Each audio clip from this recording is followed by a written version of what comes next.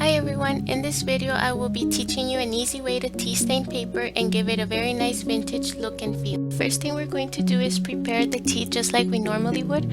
I'm using 4 cups of water and a family size baggie of black tea, and we're just letting it steep and let the water cool before we use it. As you can see, different types of tea stain the paper differently. Here I have paper that I stained with black tea, raspberry tea, and green tea. So it's really up to you to choose what type of tea to use. Personally, I prefer to use black tea. After the tea has cooled completely, I poured it into a large baking dish that's big enough for the paper to lie completely flat in.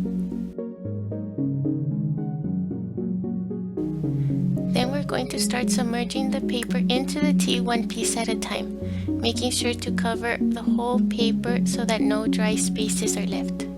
If you prefer, you could add a couple more pieces of paper, but personally I prefer to work with just one at a time because the tint will be more even and it'll prevent any unwanted water stains. After the paper has soaked on one side, we're going to flip it over and let it soak on the other side as well.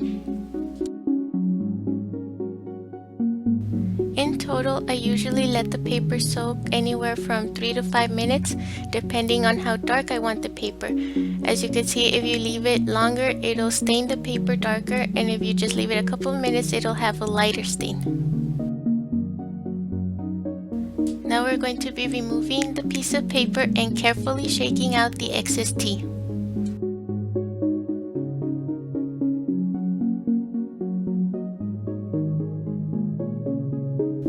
After this, we're going to be placing the paper on several layers of paper towels so that they may absorb the excess water.